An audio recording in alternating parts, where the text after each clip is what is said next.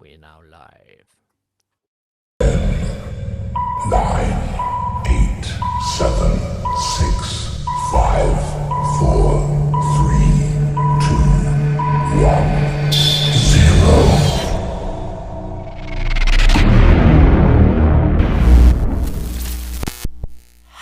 This show is brought to you by The Makery, the podcast network for makers.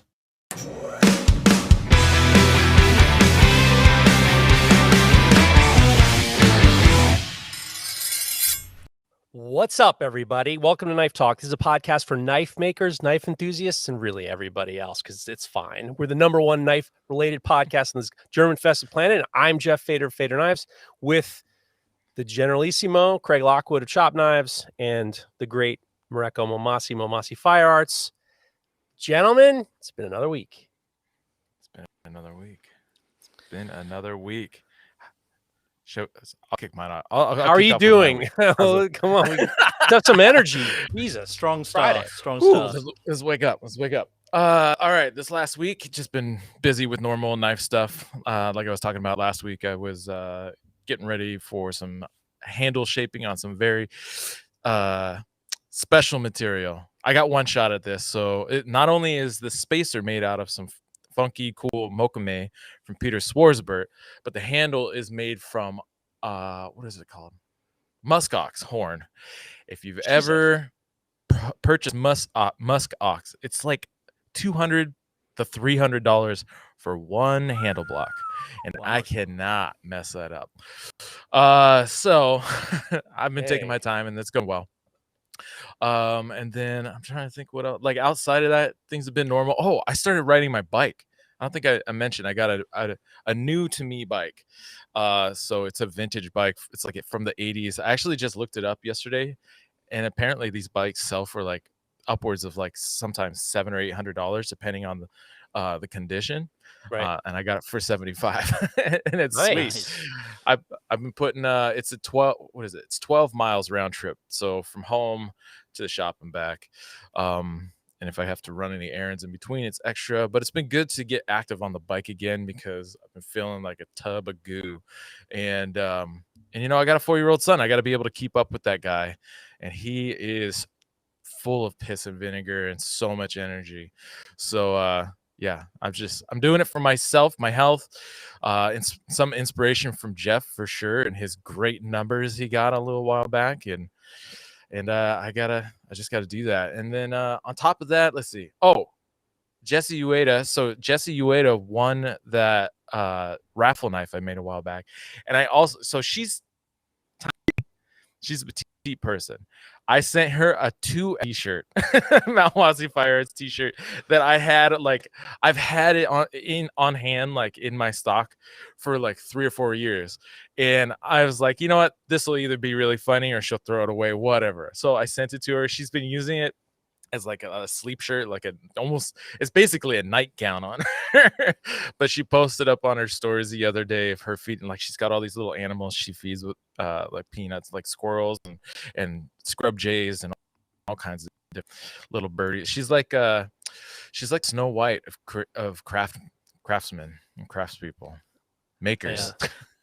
Grateful Knives has asked Mareko, did you get the important phone call that we talked about very briefly last week? Yeah, I think, whenever we talked about it last, I did finally have the phone call. On my side, I thought it went great, but I haven't heard anything back from the other side now, because now it's because the interaction is about hashing out kind of like contract stuff, and so we'll see. I guess we'll see when hopefully in the next week or two. Fingers crossed. Yeah, must fingers be serious crossed. Stuff. He's talking about contracts. Serious must stuff. Be serious stuff. Yeah. Got to get that paperwork done.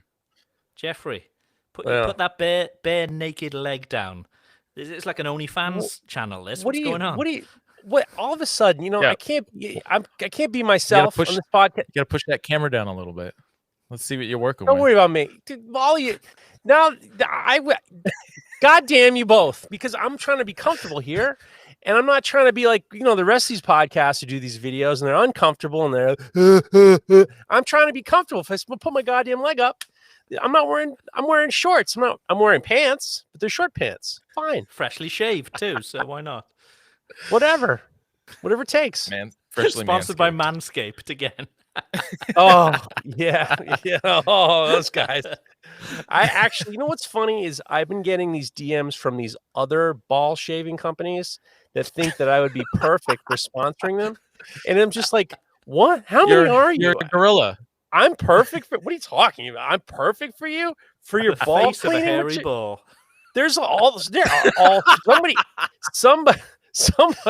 somebody thought, what business should we get in? Well, the people seem to need their balls shaved all the time. So let's come up with, there's like 10 or 15 ball shaving companies, and they all seem to are looking for some influencers. I ain't interested. Is it Harry's? No, it was something else. It was just like, like it was sack rake or something. I don't know. It was some bullshit. Some like sack controller. I don't know what it was. It was some stupid.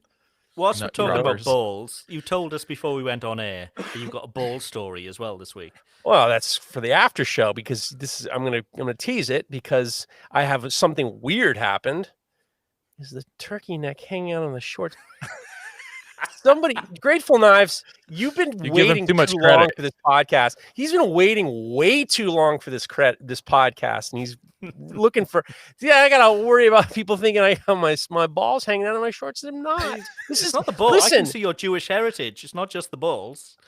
you guys, can we go on? Is this knife talk or what? I mean, for Christ's sakes, you want a real story? I'll tell you a real story. So based back onto what Mareko was saying about my health, we've just decided, fuck it, we're gonna go for everything. So not only did I get my oil change, not only did I get my my numbers and stuff, is I went to the eye doctor, and I'm gonna get the pipe in a couple of weeks. So I won't be talking about that till after it happens, but I will be getting the pipe. So a month ago, I went to the eye doctor about a month ago. And he looked and he noticed that one of my optic nerves was different than the other.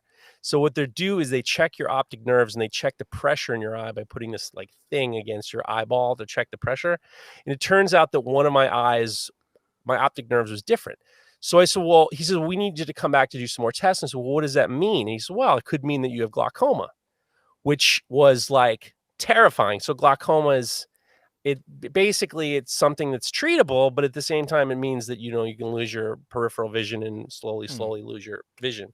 So obviously I didn't tell you guys about it because I was like, hanging from the rafters thinking, now what the fuck am I going to do? I'm like, my wife was like, what are you going to do? I'm like, well, I mean, I think that they told me that if it were the case, then they're medicated drops and stuff like that. And I said, don't worry, I'll start 3 more podcasts and I'll be doing, I mean, if I can't see anything, I'm going to fucking talk. So I did 2 more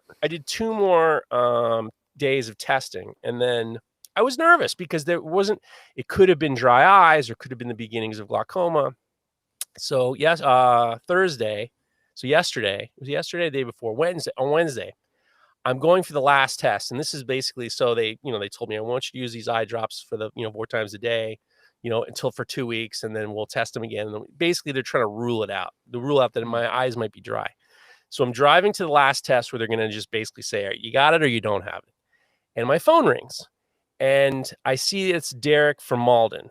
And then you don't know Derek from Malden. He's looks like the rabbi from Boston. You know what I'm talking about? He's Derek from Malden is on the he's on the Handmade podcast. And he's also on this new TV show that they're filming with Jimmy DiResta. I talk to Derek every so often. He's hilarious. So all of a sudden my phone rings and I'm on my way to the doctor's office. It's Derek from Malden.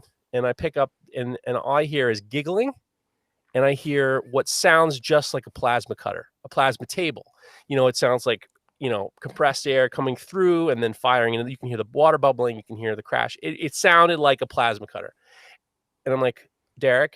And then it was Esky butt dialed me. So then 5 minutes later, I'm driving to the parking lot. My phone rings again. It's fucking Derek from Malden. I pick up, same thing, fucking giggling in the plasma cutter. So I start screaming in the phone, Derek, you get your fat ass off the phone because you're calling me too many times. I go into the doctor's office. I'm freaking out because I'm just like, okay, this could be the beginning of a new stage in my health, which is not good. The phone rings again. The phone rings 4 times. The fourth wow. time I did the last tests, I'm sitting in the doctor's office. They checked the pressure in my eye, which is awful. I'm waiting for the doctor. The phone rings a fourth time. Fucking Derek from Malden. And it's the same goddamn thing. Giggling and the plasma table going off. So I decide I'm waiting for the doctor in this office. And I'm like, all right, fucking Derek is, he's butt dialing me like a crazy person. And he's not answering the phone. So I text Jimmy DeResta and I write to him, could you tell Derek to get his fat ass off the phone because he's called me 4 times? So I sent it to Jimmy. I said, please, I'm begging you. I'm in the middle of this doctor's office. I'm waiting for this thing. Do something. Help me. Get one of those production managers to do something. So the next thing you know, I get a video from Jimmy videoing him and saying, he says, Derek, do you have fingers on your ass or something like that? Why do you keep calling everybody? Turns out Derek called 200 people. He butt dialed 200 people. 200 people. He'd butt dialed 200 people on the set of the TV show that they're filming. And I just left him this. I left him the tastiest message. I said, I'm leaving Derek the tastiest message. It's filthy. And I just let him have it. And then the doctor comes in. I'm like laughing. And then all of a sudden I'm not laughing. And I said, so what's the story? And he's just like, you don't have glaucoma. Your eyes are very dry. And I let out this huge, oh shit, he didn't really care for that too much. And then I was just like, great. And the bottom line was like a month of like agita. But what he told me, what I said to him, and I said to the eye doctor, I said, listen, he's like, I want you to come back in 3 months. We're going to test you again. I want you to put eye drops in your eyes. I want you to put eye drops in your eyes because you have this you have a dryness. He's like, you whatever. And I said to him, when I was a kid, nobody told me that you had to put eye drops in your eyes unless you needed them. And he goes, no, people don't realize that you have to lube your eyes up because, it was scary. They didn't know, they couldn't tell. So everything's fine. And, but the real bottom line was, and this is the talk about a scare situation. I got the bill for the eye doctor and I got the bill for getting my blood test done. And thank God we have, health insurance. Make your eyes water?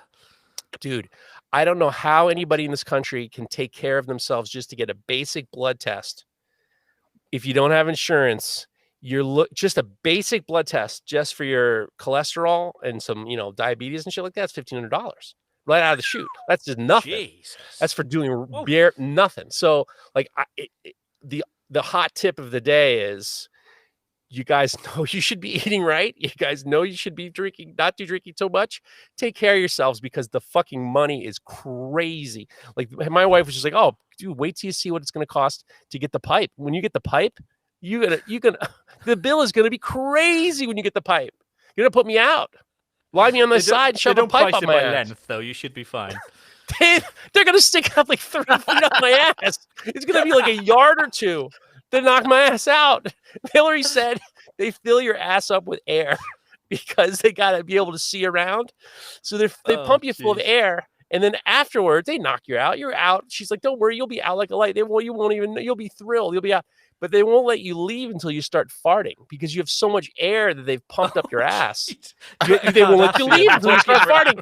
So I'm like, I'm gonna lift my leg up like this, jackknife right into get the hell out of there. But I'm telling you, and this is all I'm gonna say, guys. Everybody, it's too expensive to be an American and unhealthy. It's just too expensive. Yeah, too expensive.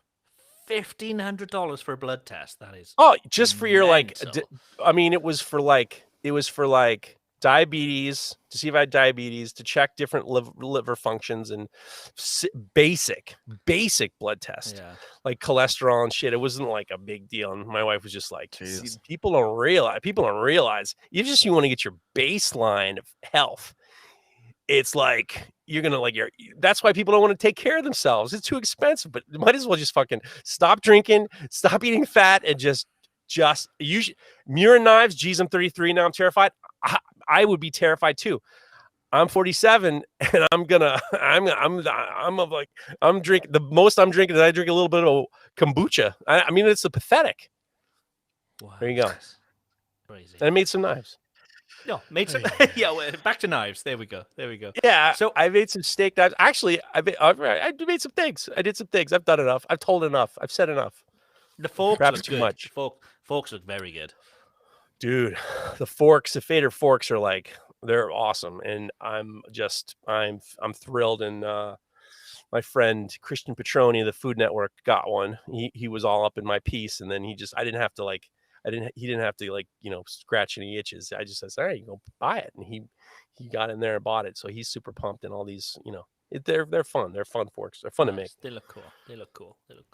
Nice. So for those watching the live stream, I'm still not in the studio. We are now.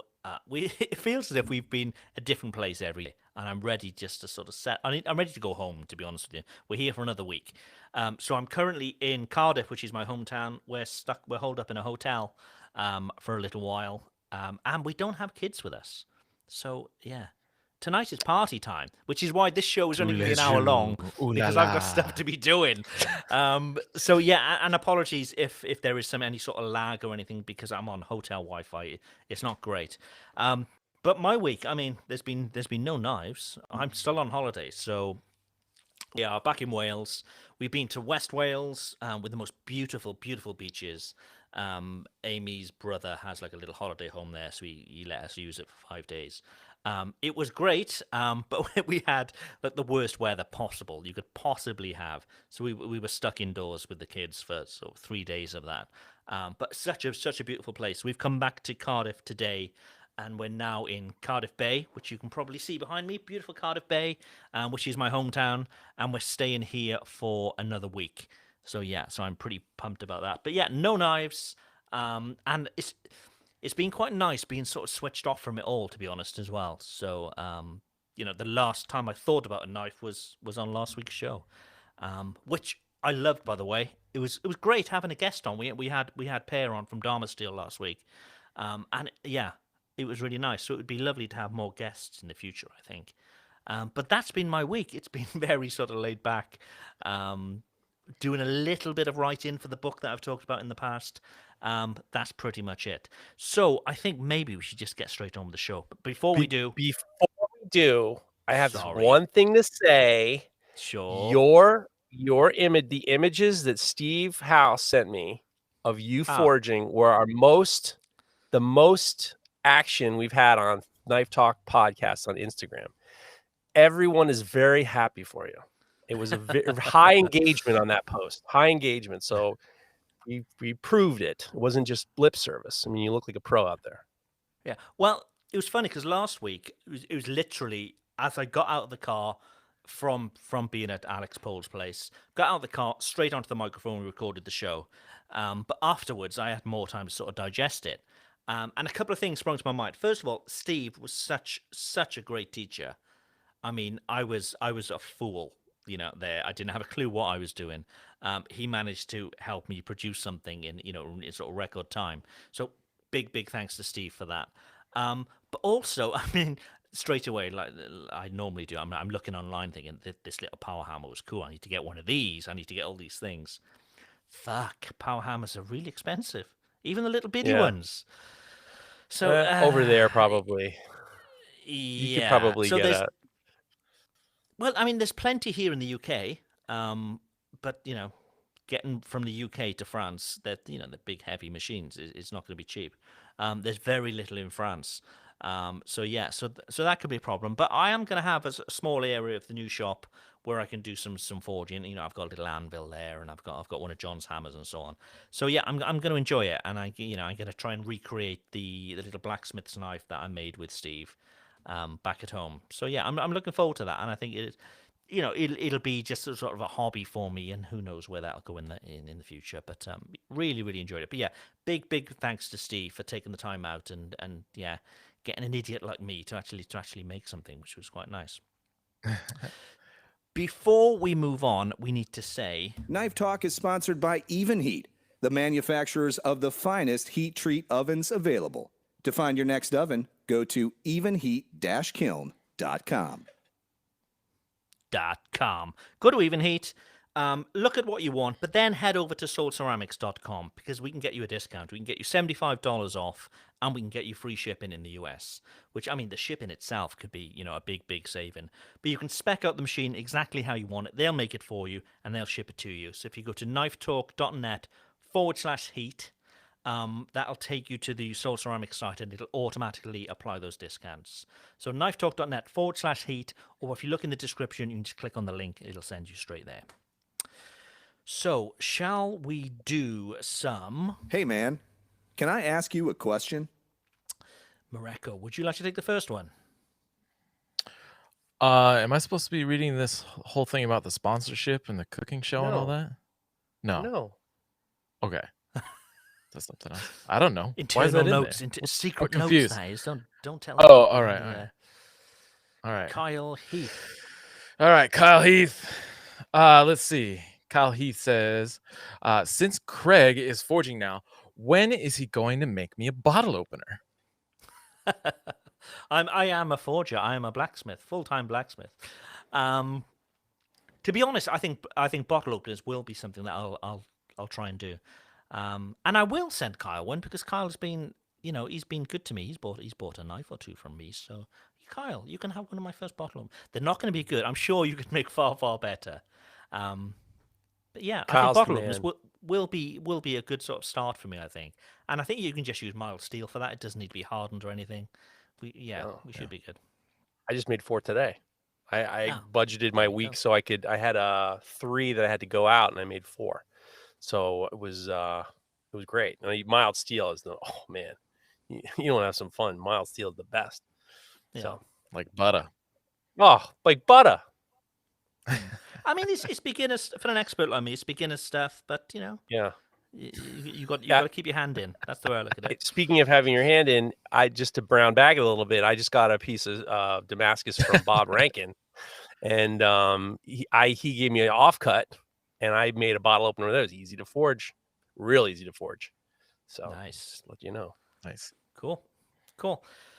Okay, I'll take the next one from, I think it's Mount Rose Metalworks. I don't have a grinder or space for one right now, so I'm doing a lot of hand filing. I want to bring my blade as close to a finished grind as possible before heat treat, but I'm nervous about warps. How can I avoid warpage? Would Sanmai follow the same rules? So I do all of my grinding after heat treat for those exact reasons. But obviously, if you don't have a grinder, you want to make it as easy as possible by doing as much as possible before heat treat. So Geoff, I mean, what do you suggest? He's doing it all by hand, which is no mean feat. That's a lot of work. Well, there's a lot of ways, when you're we've talked about this a million times, but it seems like there's a lot of new listeners. There's a lot of ways that prevent warpage. You don't quench your knife and then that's it and just cross your fingers. You quench when you're quenching your knife, you count to I count to 13 or 14 Mississippi, which is like under 700 degrees. And the austenite is, you've reached austenite stage, you're quenching. And once it comes down below, I seem to remember we keep saying 700 degrees, it's converting over to martensite, but you still have the ability to kind of move it. You kind of like flex it a little bit with your gloved hands as the austenite is converting to martensite. I watched a video, and the first time I heard about this was I was watching a video from Kevin Cashin, who was saying that you can turn it into a banana, and as you're pulling it out after that certain time, you can bend it back. So I would suggest, if you want to go as close as possible, realize that number one, before you quench it, count to, or get a heat gun and get your 700 degrees, or count to a certain temperature. I usually count like 15 or 17 Mississippi, pull it out, straighten it out, and then cool it down. And then the second thing you can do to fix a warp is shim tempering. I've done this actually this past week. I had to shim temper some knives where you shim temper, you get your bar of steel. Maybe you have if you have a bow that's going this way, you put a nail or a penny or a couple coins in, and then you take some little tiny clamps, over flex it onto the bar, stick it in your temper oven, and then temper it on the bar with the overcorrected warp, then pull it out and let it cool till it's cold. Let it cool till it's cold, clamps and all, and then you're going to pull out the warp. So If you're worried about all this after the fact, there are ways to prevent warpage, obviously normalizing correctly and straightening as you're normalizing.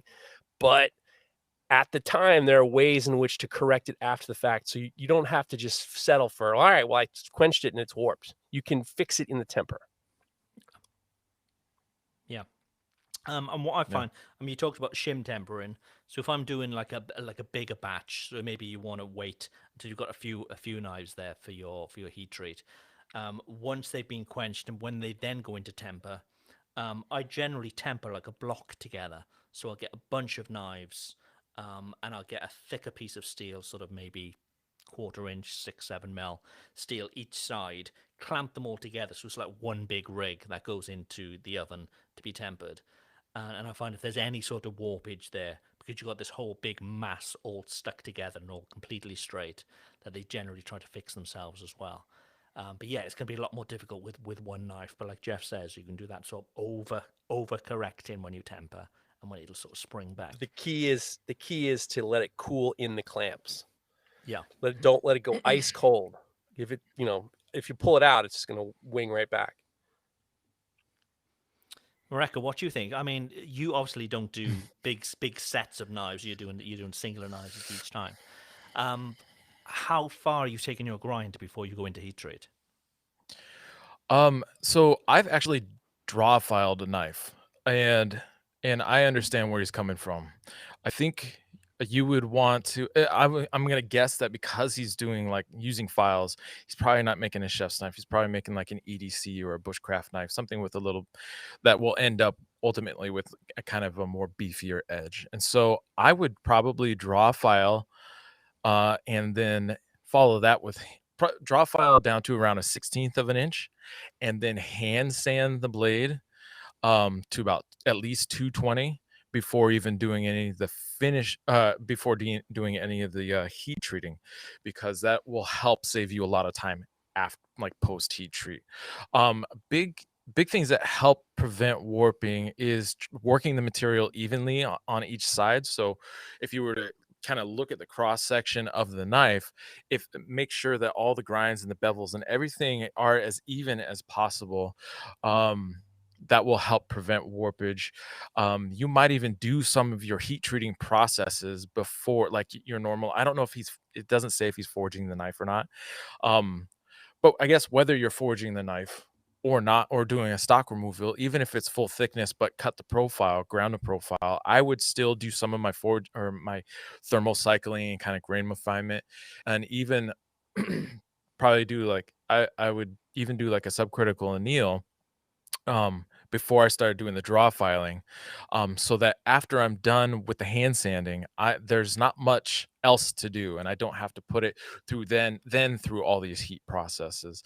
And some of the especially like the subcritical anneal will help with preventing warpage as well, in the final hardening of the knife. But if you keep it around a 1/16 of an inch, which is or around a 1 millimeter at the thinnest at the edge, that should help retain enough mass in the knife to keep it from wanting to pull one way or the other. That should help really kind of keep things in line. You see warpage happen often when you take it too far, basically, too close to maybe the finish dimension or the final kind of like whatever thinness at the cutting edge, or if things are uneven on either side. um and like Geoff was saying, even if after you do your final quench, you have that window to do a little bit of corrective work with your gloves on, or whatever, so you can handle it, because it's still going to be sitting around probably like 700 degrees. And the goal is to try to make those corrections happen before it's actually, you want to get it done before the Martin sight starts forming, which is actually closer to around like 425, 375 degrees. And it's in that window between the austenite and the start of Martin sight that you have to correct it. And so the whole like quenching for a few seconds is about getting below the nose, the perlite nose, in the kind of like the whole heat and transformation chart. You can find those online all over the place. And Kevin Cashin is a great resource, like Geoff was saying.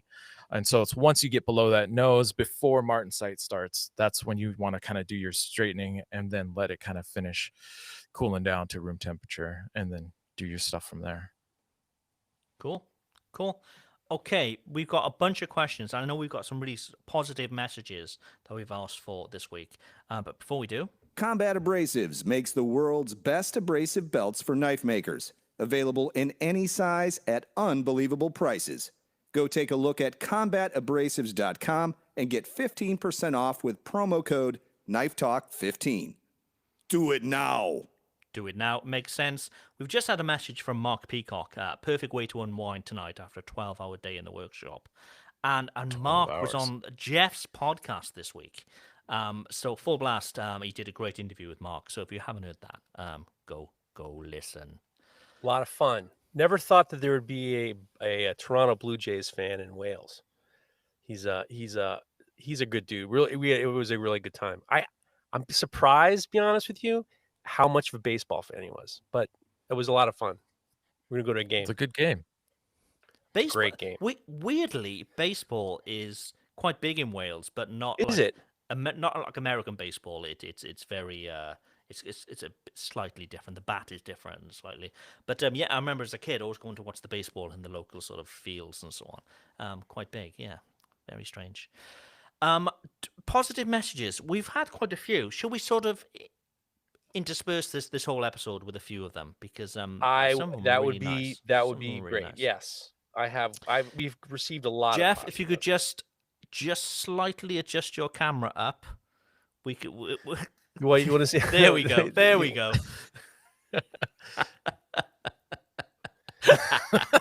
Like a baby's arm. Baby's arm. You want positive messages? You want to talk about penis? I mean, it's up to you, really. Let's do positive messages. Jesus Christ. Yeah. So, guys, if you wanted to, somebody wrote to me, he's like, we should have some positive shit. I'm like, you know what? Maybe we should have some positive shit. So I kind of back-ended it next to the hot takes. But Rainy Day Forge just had a really nice time at Can Iron, and he says positivity. Here's a good one. Mareko, along with 16 other presenters, all showed up on time for Can Iron. Everyone was great and shared their knowledge and stories. It made for a fun and informative weekend. Much love to everyone involved. Did you have a good time, Mareko, with that event? I did have a good time, and actually, that was something that was missing from my whole last week. I even had it in my notes, and I apparently did not. Don't worry, I got you. Anyway, I got you. I appreciate it. Yeah, it was a good time. It was fun. I sat there with Rainy Day Forge, and oh my god, I'm spacing on the other gentleman's name, but Lando Novak. There he is, Lando There he Novak. is. Thank you so much. There you go. I got you. Don't I'm worry. a jerk. I'm the worst. Sorry, Lando. Anyways, we treated it like it started out kind of like as like a podcast interview, but I repeatedly referred them back to our chat on the Full Blast podcast to go check that out and listen to that if you want to go deeper. And then we talked about Damascus. We answered questions about Damascus. I went over some stuff about how I use math in my Damascus planning and preparation. And I think it was, honestly, unfortunately, it's a very short period window. Like we talked for like half an hour or 40 minutes before we even started talking about Damascus. And so then I was trying to cram all this math stuff in 10, 15 minutes, and then still had time to chat afterwards. And so it was a lot to try to squeeze in that small window, but I think it went well. And I actually took screenshots for anybody who jumped in and checked out the Can Iron event. They still have all of the videos, all the presentations available for everybody afterwards. And I'm sending some pictures that I snapped or scans that I took of the notes that I was sharing in that thing. And they'll get emails out to everybody who's interested in that. Cool. That Is sounds that very positive. Is that an annual thing? Is it going to happen every year? It's a good question. I don't know. This is the first time actually I've ever heard of can iron. Who was it? Hosted by the Manitoba Blacksmith Association. Can Is iron's that been a thing? around for a while. Okay. Uri Hoffa used to go to it back in the day, and I remember he and Zivik Gottlieb used to go to can iron often, or however many years it was. But this isn't the first. I almost, yeah, can iron. Rainy Day saying is biennial, so I guess that means biennial. What is biennial? Every Every other other year, year. I think, Okay. or twice Why a did year. you say that, Rainy Day? For I'm not Christ's sakes, sure. make me Is look it bad. twice a year Jesus or every other Christ. year? I don't know. I don't know. Jesus Christ, biennial. All right. You want to hear some more positive? Should I get back to positivity before I yell at Rainy Day? Let's do another question, and maybe we'll go back to another Okay. question then. Okay. It's from Macduff Forge. Hey guys, I have a Damascus question. What is the difference between multi-bar and mosaic Damascus? I've never heard of multi-bar Damascus. Jeff, do you know what multi-bar Damascus is? Let's stop playing. And why are you asking me? I mean, obviously, I know it from what Salem Straub does and what Mareko does. But why don't you hear it from him? Yeah, so multi-bar Damascus it's a technique that's honestly been around since about 500 BC for combining patterned bars of steel. And this was back in Celtic cultures from either southern Germany or parts of like France. So what they would do is they would purposefully take bars, twist the bars up, and then now you have this twisted rod. Then you lay up, whatever, 3 or 4 of those together, whatever kind of essentially what the width of your blade is going to be. Mostly they were doing it for swords, and they would use wire wrap. Today we would TIG weld or MIG weld the ends to help keep them together, and then you weld them up as on edge, like a stack, whatever, the 3 or 4 high. Now the difference between that and mosaic Damascus is mosaic Damascus gets its name from the like ancient Roman, or actually like cultures around the world would make mosaics, which are these giant, usually images from like thousands and thousands of pieces of crushed tile and rock and stone and all these different things. And so mosaic Damascus gets its name from that, because what you're doing is you forge out a pattern, you have a parent bar of whatever dimension, and then you're cutting thin slices off of it, little tiles, and then you're laying that pattern to face out now on what will become the faces of the blade, and then you forge weld those back together. So that is the difference between a multi-bar and a mosaic Damascus. In fact, Jeff already said Salem Straub is a great example.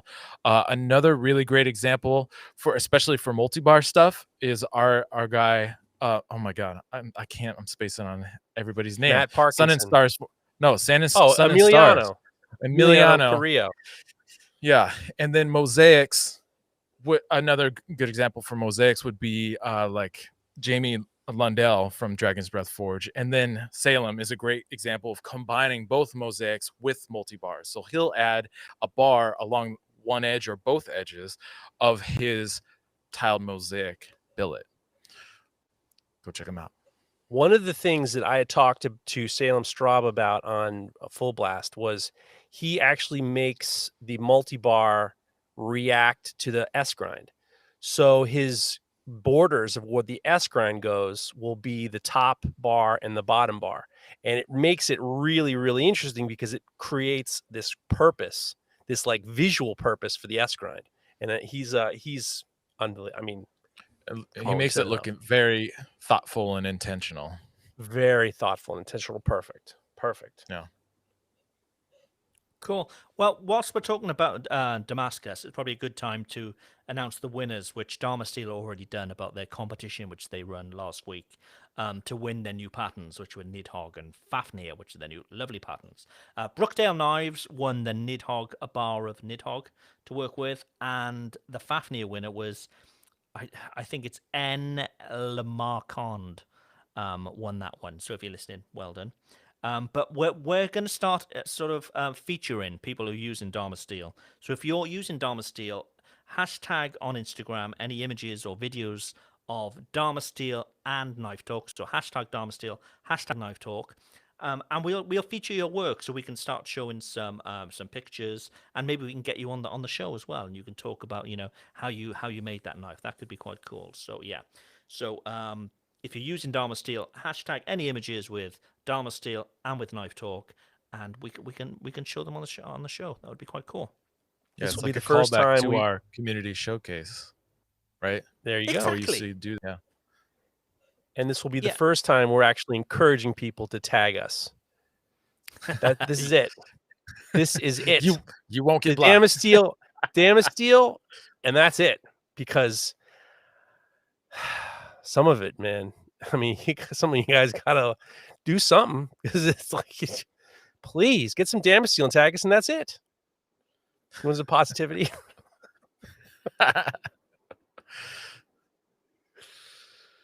Oh, I think you froze again. Craig, Oh, shit. you frozen, Craig. Oh God, come on, Craig. Well, let's give some positivity, maybe. I'm or gonna we give can some jump to another positivity question. while Craig is like stuck with a rictus grin on his face. I'm gonna send some positivity. So Nick Hershey, he says, here's a positive story.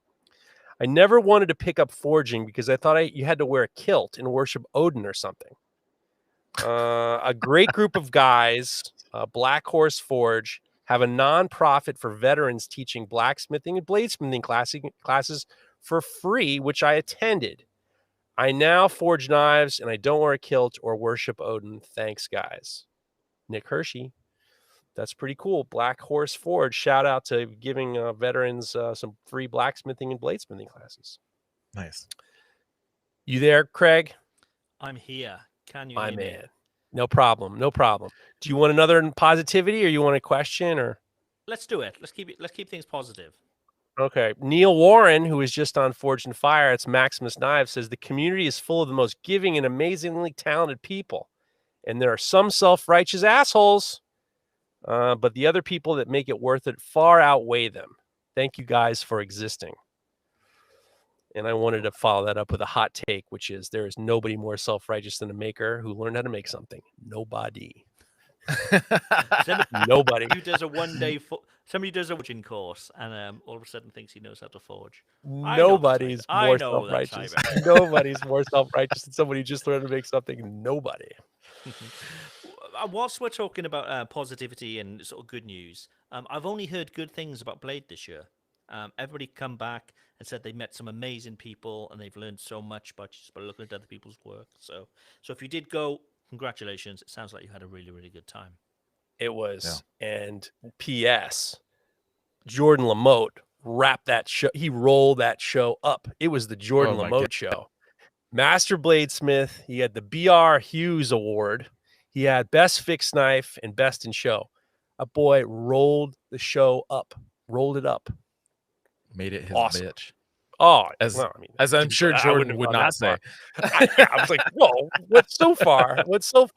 I say he rolled it up and fine. So great time, Blade Show. Cool.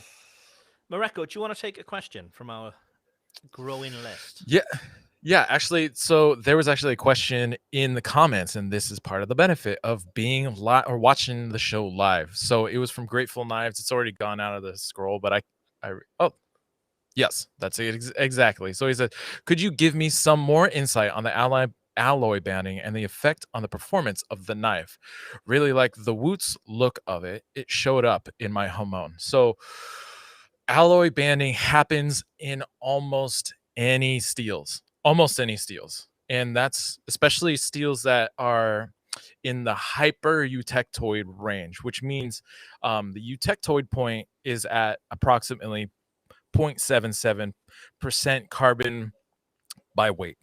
Below that is hypoeutectoid. Above that is hypereutectoid. And anytime you have extra carbon in the steel, if there's any kind of alloy banding or carboid forming elements like chrome, like molybdenum, like vanadium, tungsten, all kinds of stuff, it will want to start coalescing around those carbide forming elements, creating this kind of banding effect. even if there aren't those kind of like kind of stronger carbide forming elements like vanadium, especially in tungsten and chromium, they will still want to do that around the ferrite that forms, the iron carbides that naturally just form in the steel. Now, the thing is, you don't necessarily always see them because there are other elements, especially like manganese, that kind of cloud over and hide that. But banding happens is almost completely unavoidable in most steels, and yeah, so it's just always there. It's just you don't always see it, especially when a knife is not either differentially hardened like with a hamon, or it's been given kind of like that time to for those kind of that carbide banding or those bands to kind of form. They ultimately like the from my understanding, and this might be a better question for Mr. Dr. Laren Thomas to answer if we get him back on the show again. But regarding performance, there are a lot of guys who claim that they help a lot in the performance of the knife, having those extra carbides in the steel to help with edge retention, and having kind of like these alternating regions of high carbon or high carbide versus like low carbide and kind of like carbon depleted, I guess, regions. Yeah, you also see it a lot in like steels like A2 and D2, which are really high carbon content with strong alloy forming elements like chromium in them, and vanadium. But that's what's going on, and that's kind of how they come to be and how they're affecting the performance. I in my experience with my own steels, and where I've intentionally try to kind of make use of that extra carbon to create some of that banding, I haven't noticed a kind of a depletion in performance, or lowering in performance of the steel or the toughness or whatever you want to go. But again, Dr. Laren Thomas would be a better person to talk to about that. Cool. That must be day 2 of forging classes, I'm sure. We didn't cover that. We've got a question from Baltic Blades, who is quite often in the tier on the live shows. I'm not sure if they're there today, but dear Mr. G Fader, with the utmost respect, what is the only piece of equipment that you regret buying? And he says many times you've referred to it, but you were never specific. Maybe we can learn from your mistakes. Biggest spending regret in the workshop. I have 2 things that I curse. One, I don't curse as much, and I've gotten to use it. I've gotten to like it more, and it's nothing to do with the unit itself. I now like my Tormek. I didn't like it before because I didn't like the fact that I was having a hard time putting a factory finish on the edges of the knife. But now I'm using it more often, especially the leather strop. I've gotten it back. I like to use it. I've actually used it for sharpening up knives and stuff like that, other knives. But it's not, it's for the way I want to send my knives out. There's something about it. It was too slow for me. But now I've been able to figure out how to use it, and I really like it now. So instead of using the buffer after I've done all my grinding of the edge, I use the leather, the rolling leather with the compound to just finish it, and it does make it a little bit extra sharp. So I do like it. So I used to curse it, but that was just because it was for me. I think it's a great machine. But that was it. And the other thing is my goddamn tire hammer, which I got it because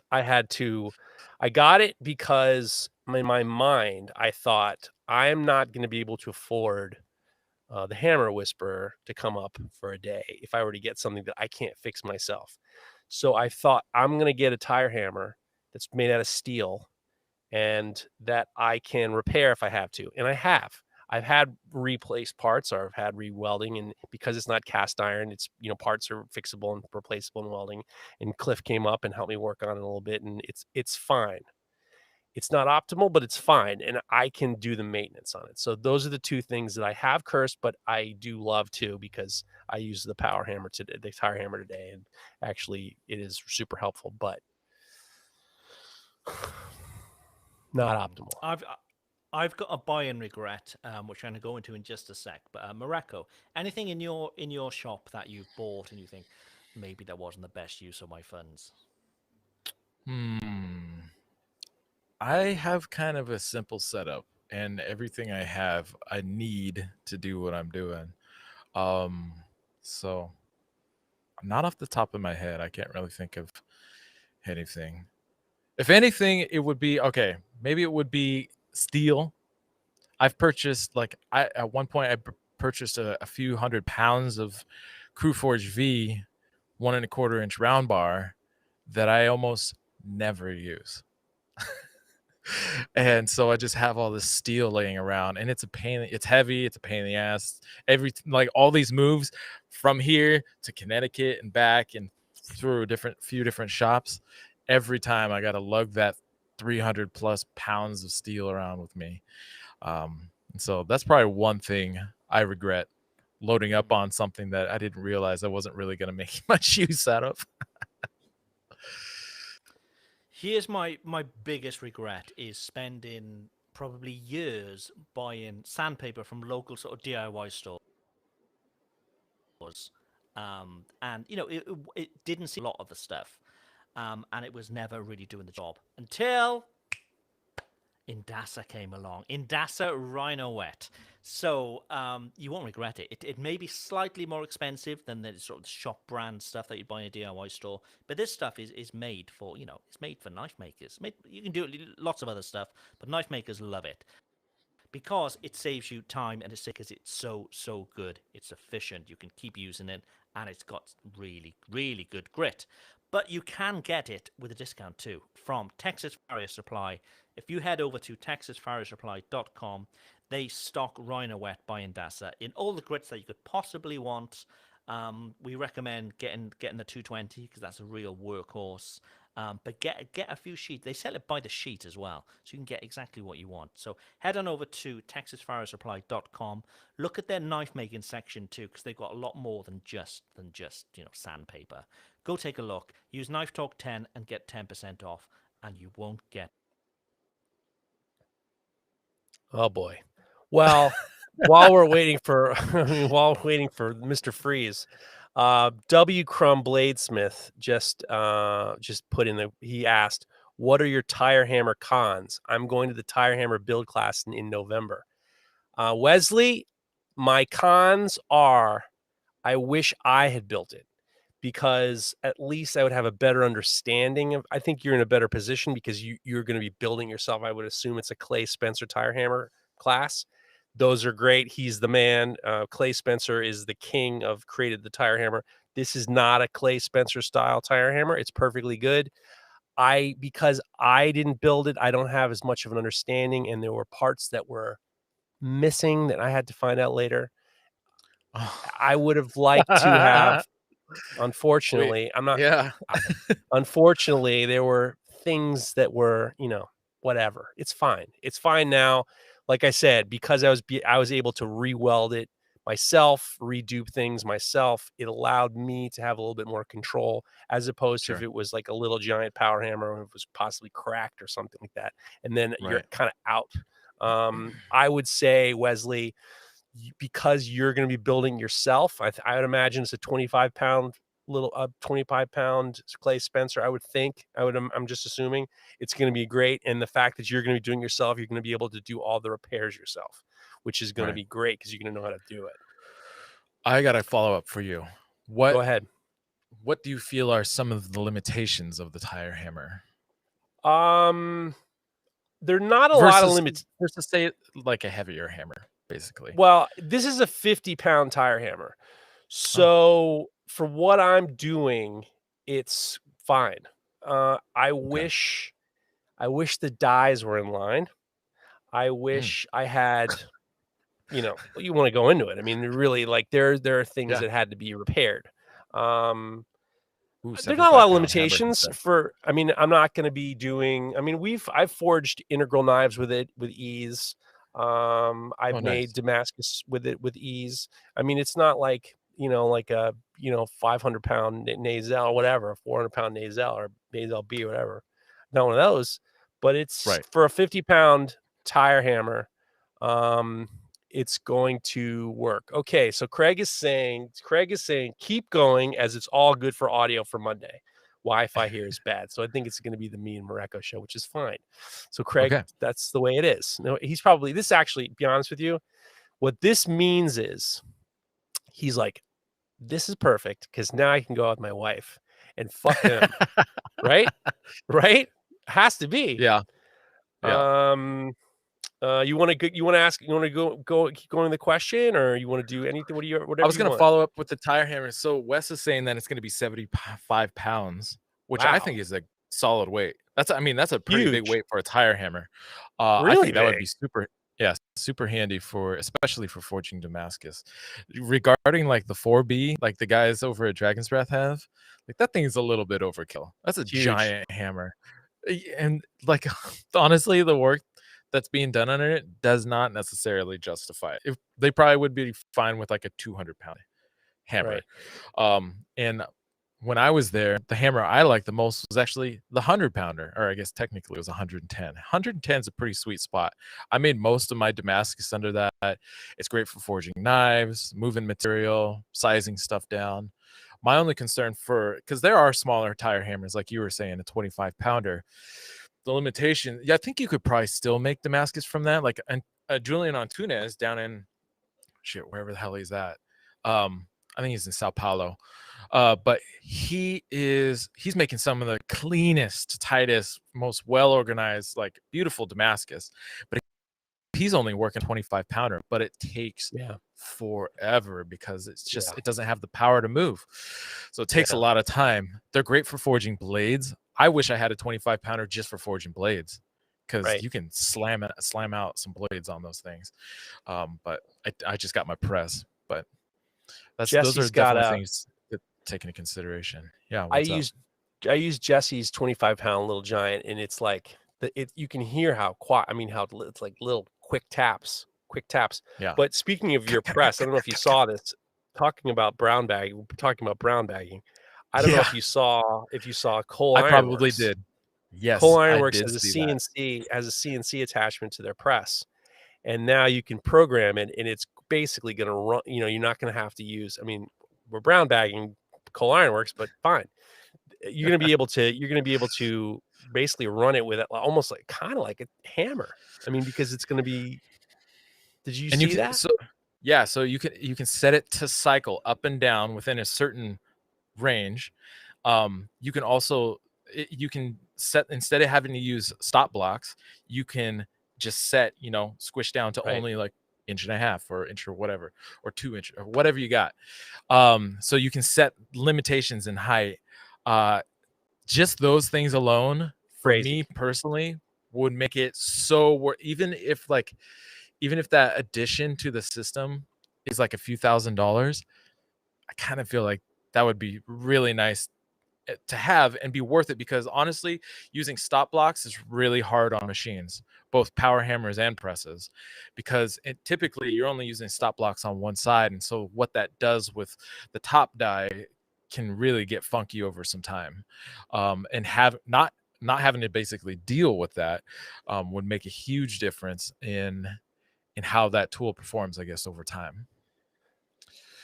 It's crazy. And I was talking to Cliff Duffton about it, because he makes presses, and he's like, yeah, that's KISS blocks are out now. You don't need KISS blocks anymore. Grateful Knives asks, how's the vibration on the floor with a tire hammer compared to an air hammer? It all depends. I have mine on the concrete. I don't need to like make like a whole structure underneath and have a certain amount. I mean, it doesn't really hit that hard. It is loud. There is vibration in a lot of hammers. Jesse Savage just got a new Anyang, and he doesn't have it. I don't think he has it mounted to the ground. I think that it depends on. I don't think he's got like what size Anyang is it? Is it like an 88? I think so. I'm not 100% sure. I mean, some of these hammers, I remember our friend, I don't know if you remember Tap Forge, Tucker Paris. Tucker Paris had a 25-pound or 50-pound little giant on casters, and he would do these videos, these like fast, like sped up videos. And he called the hammer Taylor Swift because it would just start to move. It would just start to roll while he was using it. You So, I drift around mean, the floor. it was crazy. It was crazy. I just remember Yeah. watching. He's doing these fast videos, and the goddamn tire hammer is like rolling down the side of the shop. That's hilarious. I would say this: Grateful Knives. I would not have I would not have this tire hammer in my garage. Power hammer Oh, is sure. not. A power hammer is tough for if you have a Tom Moss says the $4,000 edition allegedly. If it's $4,000, that's not terrible for that CNC for Cole Ironworks. No. But yeah. So if you have any power hammer questions, when we're on a power hammer thing, I have mine I put threaded rod into the ground. I drilled threaded rod and put some epoxy in, and I haven't had a real problem. Yeah, from what I understand, like the 88 Anyang's, or even honestly, the 110 that I worked on, the Samac at Dragon's Breath, it wasn't on its own dedicated footing. They did Right. have a 6-inch slab though, and so I think ideally you have a thicker slab, and it's when you start getting up to probably like 150, 160, that's when you want to start thinking about pouring its own separate footing, Right.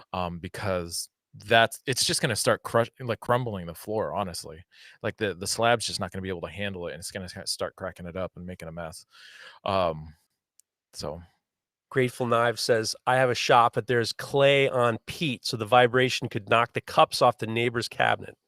Yeah, that's that for I mean, we've talked about this before. I mean, if you're a hobbyist, having a press might be a little bit more neighbor friendly. I mean, of course, it makes that whirling, but I mean, it's not like sure. it's not annoying, and then like Right. a power hammer can be. One, you know what's surprising? If you can figure out housing especially for the motor and the pump situation on your press, that will dampen down the noise tremendously. Even if it was just like a styrofoam box, like a foam insulation box that you kind of just laid over it, it makes a huge difference in how much noise it makes.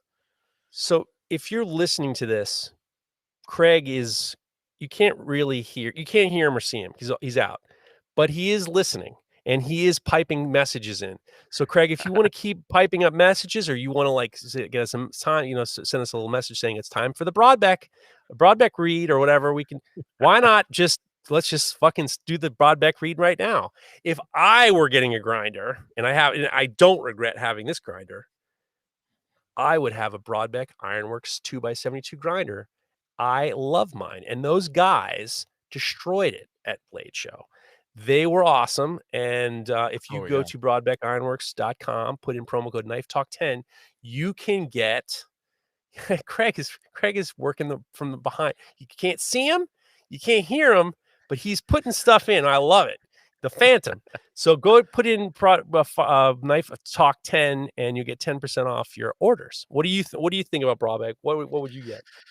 I love the grinder, and actually, we were talking about regrets, like you were saying earlier. I regret not buying my first grinder. I regret building my first grinder. I wish I had bought a grinder, and honestly, like the deal that you can get with Broadbeck, the whole setup and how flexible the machine is well worth the money. And I really I stress this every week, but I love the flexibility of being able to either use tool arms that are from other platforms or ones that I made myself on this same machine. And I didn't have to make any adjustments at all. I was able to just throw things right onto the Broadbeck and start working right away. I'm really excited to see what goes forward with, because they showed some new stuff at the show too. They have this new sharpening machine that they just released, and I think a stainless machine. They had the first prototype of the stainless machine, which looked pretty fucking cool. To not have to worry about rusting or any of that concerns, any of those things. So, and you know who bought that? Kyle Who? Daly. Kyle Daly, KH Daly. Kyle Daly. Sure. He snagged that up. He was selling so many knives. He must have put it all into that grinder. put all that stainless steel grinder. God bless Kyle Yeah. Daly. I have an interesting dilemma here from one of the people who's in the chat right now. We've talked to Okay. Wesley Crum, W. Crum Bladesmith says, "Hey guys, I got a dilemma. People are constantly sending me pictures of knives they found online, wanting me to make them. Almost Mm. all of them don't mean it like, hey, I just stole this design from a guy. Can you copy it? They just want something made by me, and that's the knife they like from their Google search. My reply is always that I can make something similar, but I'm not copying anyone's work. I then take the general shape in mind and put my own spin on it. Is there a better way to approach this? Thanks, guys. Love the show. The new video format is awesome, Wesley. And without any further ado, I'd like to add their fearless leader is back from the Phantom Zone. Craig, can you hear us? Back from the void. You fucking He's on can't. You're mute. on mute, dude. You're on I mute. can hear you. I can hear Jesus. you.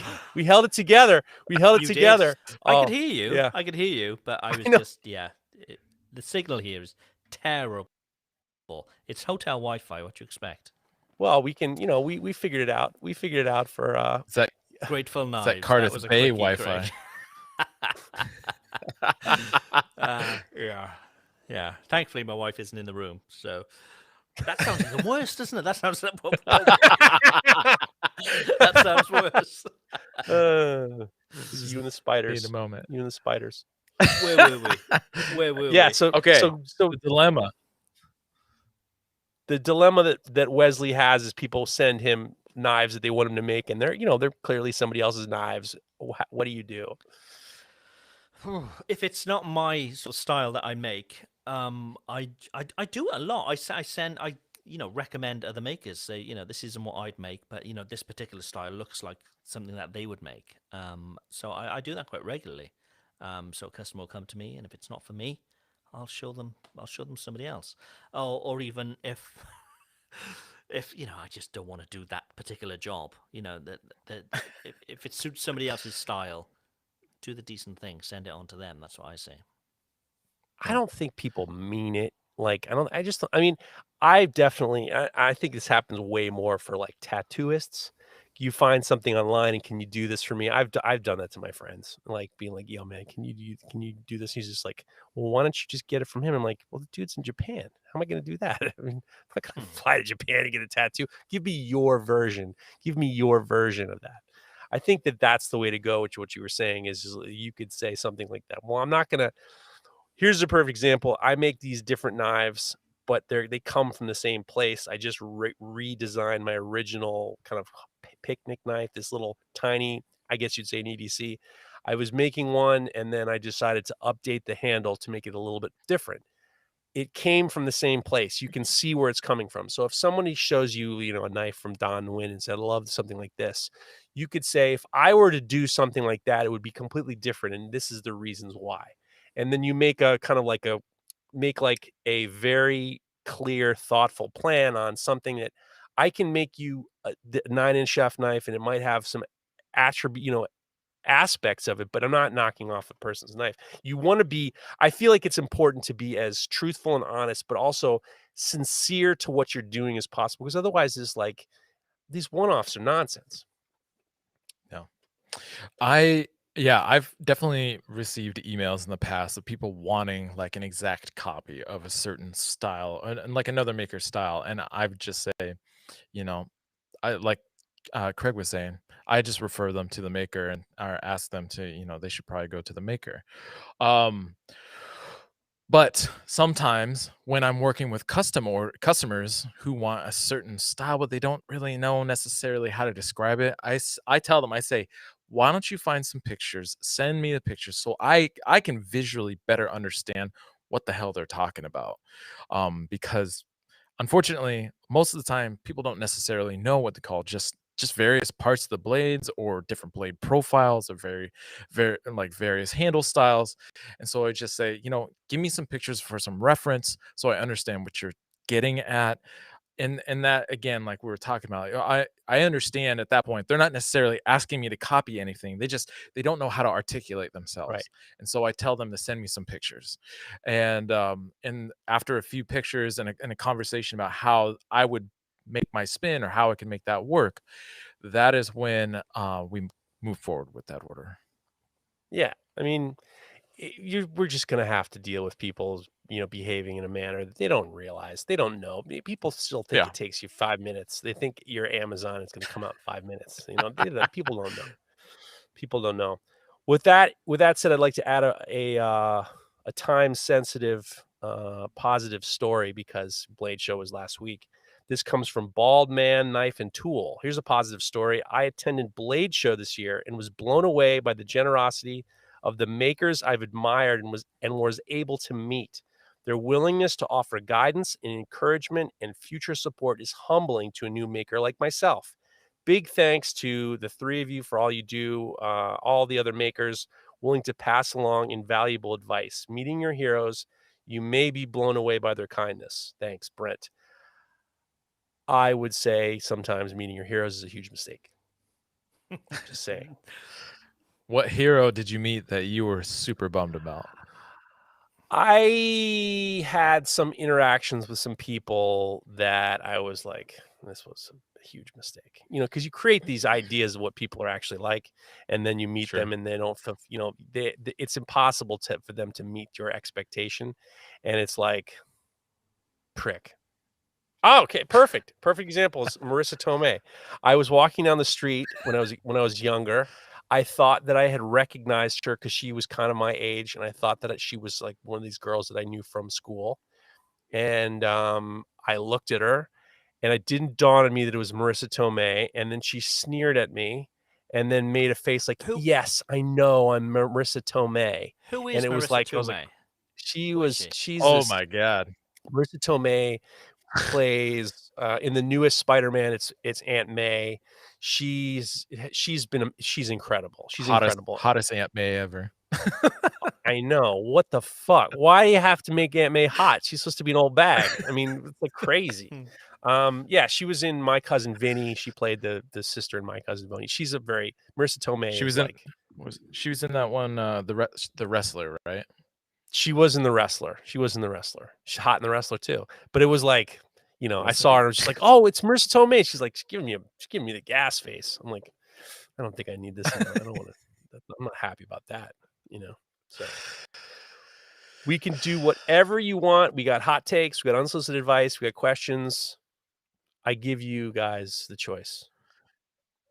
Let's see. Craig is frozen again. So He's frozen. whatever. Again. Yeah, he's frozen. Here, Looks like a homunculus. Look at him. He's not saying anything.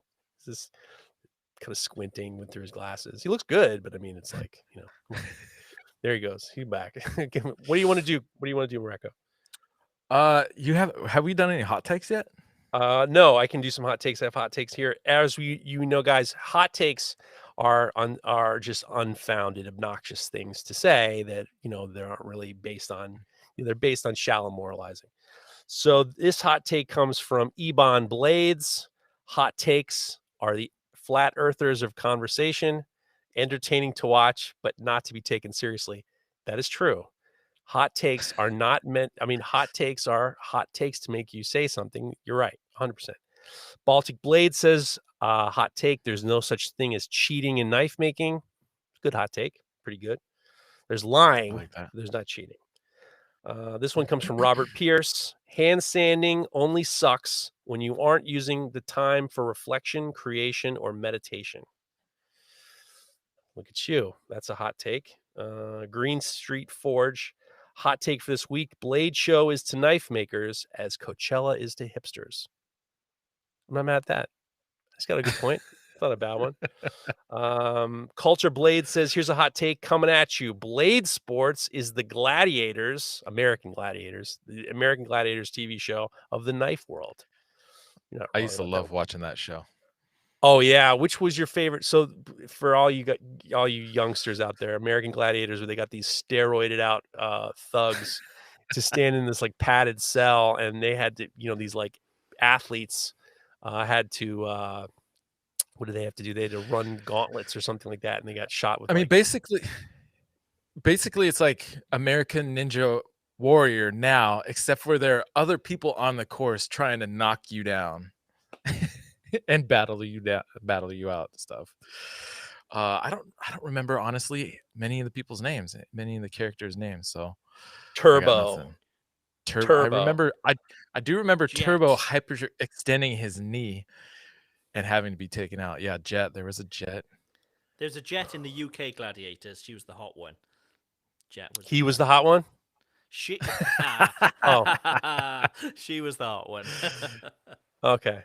I would kind of like, I've just been a little bit distracted because we put a knife up to sell, and I didn't get a chance to on the website. I didn't get a chance to promote it, and Tony just wrote "sold already." Good job. I'm like, well, I didn't do anything. Nice.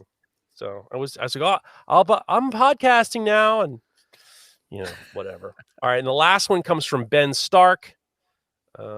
Ben Stark got a last minute hot take for you. Armchair historians need to accept that the entire knife industry calls folded steel with a pattern Damascus, and they can shut up and stop talking about how no one knows the true method of making Damascus and that we shouldn't call it that.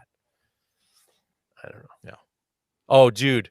Griffith's handmade knives. Marissa Tomei wasn't hot enough to be considered for Blue Lagoon 2. Mila Jovovich, that's my only possible claim to fame, was I was almost in the Return to the Blue Lagoon 2, was starring young Mila Jovovich.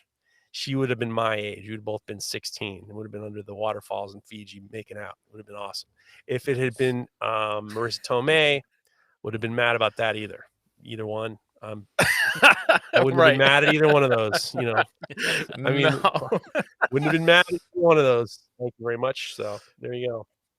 Time is moving on, and my connection's dropping in and out. So let's quickly.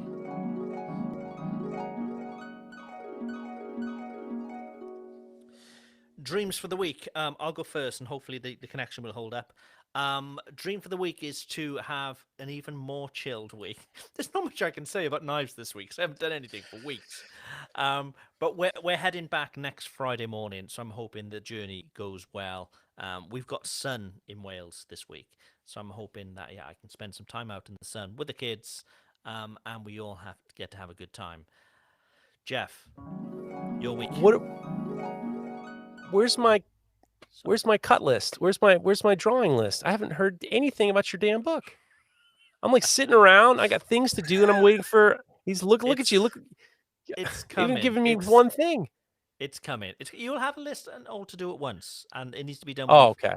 Within 24 hours. I'll give you. Yeah, of course. We'll give you some time. Of course. It's coming. It's coming.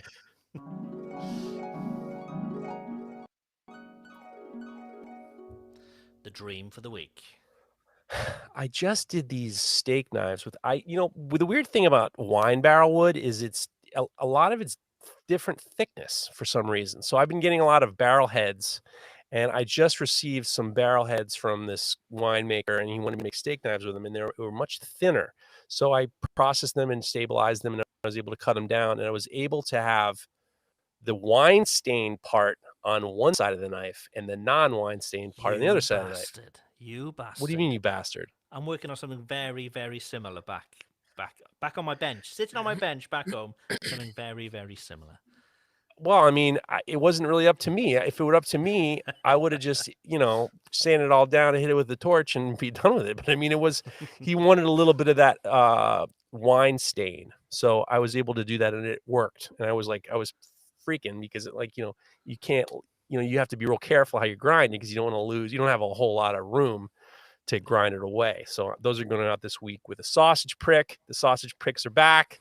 And yeah, I got to forge this week, so that was really cool. And we're going on where my kid's starting just started a new job at a coffee shop. So everyone's, getting ready for school to be done, and boom, boom, boom. Going on a vacation. We're going to Wisconsin at the end of July. So nice. What have you got planned there? What have you got planned? We're going to visit my in-laws, which we haven't seen in a couple of years. And we're going to drive out there. I'm not thrilled, but it'll be fine. Not thrilled about the in-laws or about the drive? No, I love the in-laws. It's just like 15-hour drive. I know you love that, but for me, it's like, no, thank you. Not great with the dogs and the whole thing. It's Not the best. Not the best. Mareko, your week.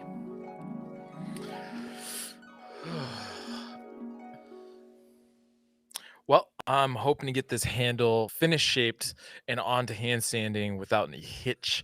I got a new blade hand sanding vise that I've been really excited to use.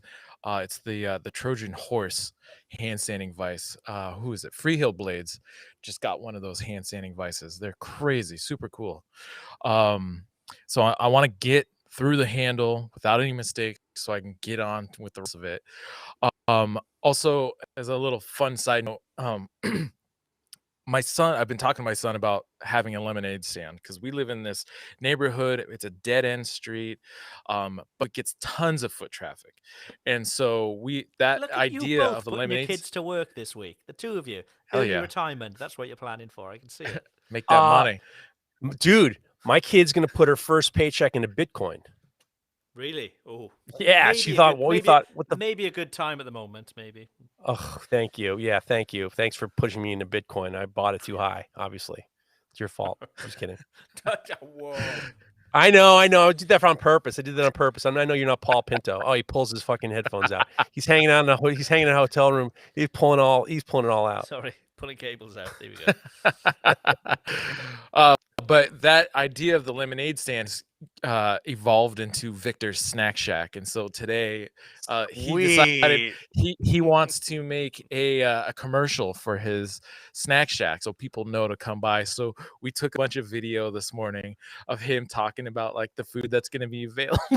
That's awesome. This is all him. We'll play all on the show next week. You've got to play it on the show next week. It's awesome. I'll get the video together, and it's gonna be a crack up. Dude, so funny.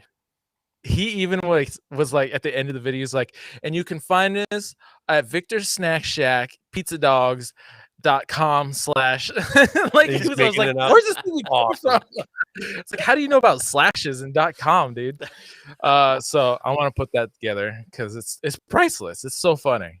That's awesome. Might have to do an Instagram page, Victor's Snack Shack, before one of these these creeps takes it. Shit, I'm on it. Yeah. Better be.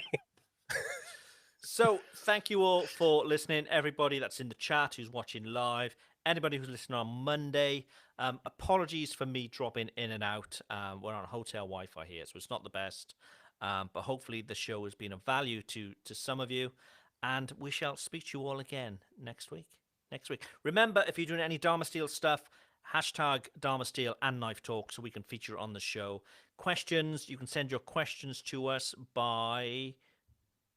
Contact us via DM at Knife Talk Podcast on Instagram. It's that easy. That easy. And we shall speak to you again next week. Bye for now. This show is brought to you by The Makery, the podcast network for makers. Oh, jeez.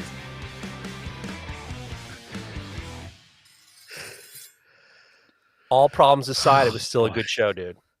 It was still good. I wasn't sure if the stream would carry on if I jumped out, but it apparently does. So yeah, that's good news. That's good news for sure. Yeah, apologies for the connection. I'm just in and out all the time, and it's a good show. Real good show. Yeah. Real good show. That's good.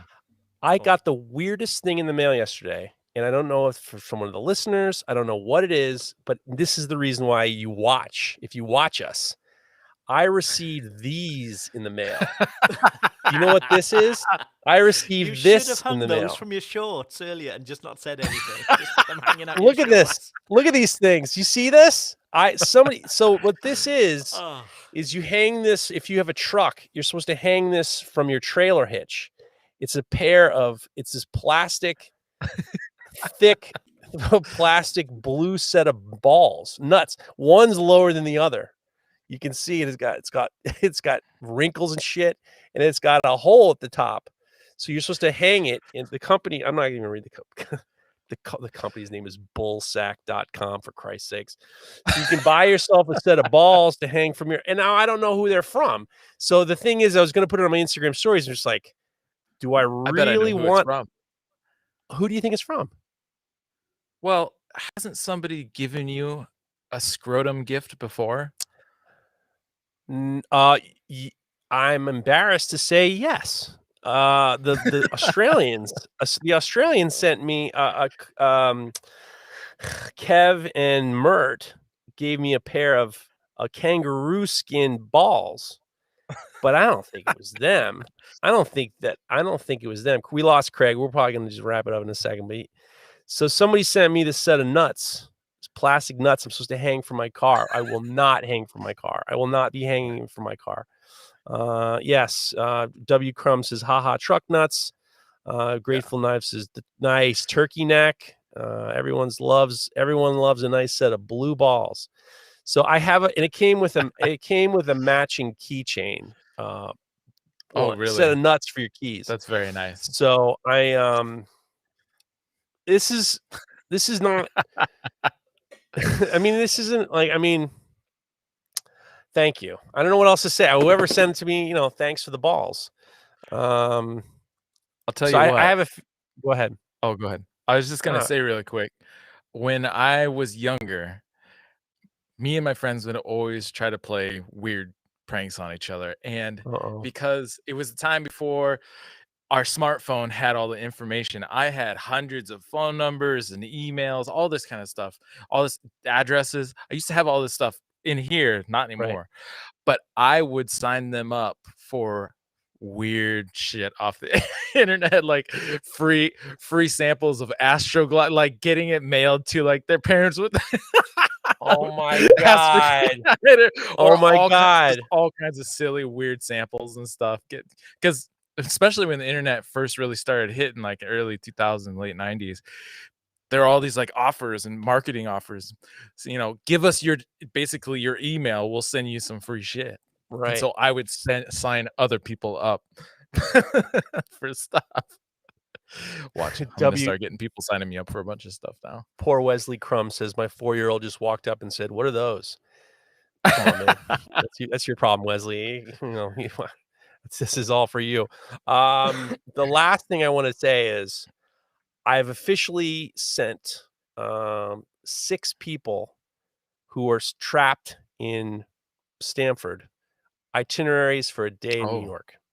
Wow. 6. Look at you. 6 people.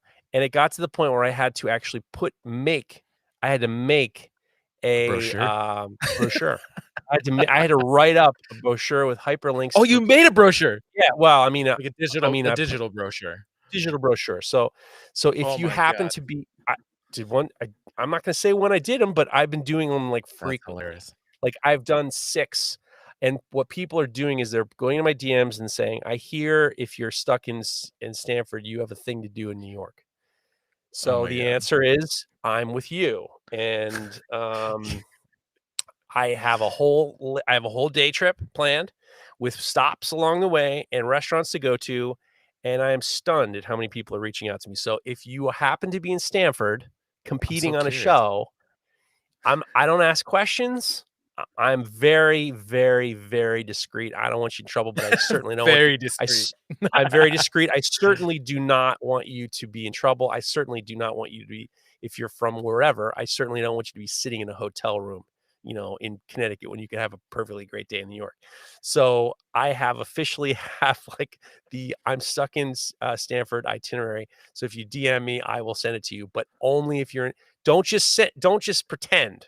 Like you need to be, I need, this is for, real people who are in Stanford and need a thing to do. So there you go. True story. 6 people now. It's great. It's hilarious. And I feel like I'm doing it for, I'm so curious about the itinerary. I'll send it to you. It's great. I mean, it's a great one day. And the people who've been doing it have been having a great time, but it's like, definitely the non-tourist guide to New York. So it's been a lot of fun, and people have been doing it. Like they send me pictures from John Pizzeria. I got like 5 guys sending me pictures from John's Pizzeria. It's been great. So yeah. So with that said, if you guys want, if you're stuck in Stanford, I officially have a digital itinerary for you. Nice. And I guess that's it. So Craig isn't here. We're gonna see him next week. We'll see you all next week, guys. And we'll have some fun. So see if it's not Monday, it's another day, I guess. So very good.